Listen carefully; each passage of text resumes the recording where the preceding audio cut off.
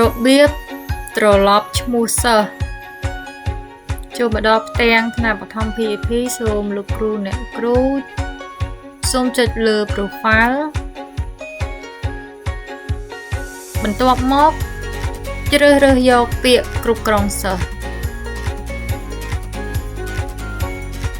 សូមពិនិត្យមើលនៅខាងមុខឈ្មោះរបស់សិស្សដែលមានសញ្ញាព្រួញទៅមុខទៅក្រោយ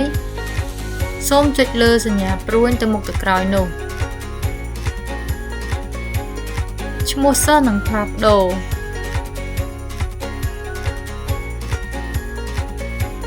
ប្រសិនបើចង់ត្រឡប់វិញសូមចុចសញ្ញានោះដដែលឈ្មោះនឹងផ្លាស់ប្ដូរដូចដើមនេះជាឧទាហរណ៍ដែលនាងខ្ញុំបានចុចត្រឡប់ចុះត្រឡប់ឡើងបង្ហាញលោកគ្រូអ្នកគ្រូអញ្ចឹងអាចប្រើតាមវិធីនេះអាចបដូរឈ្មោះ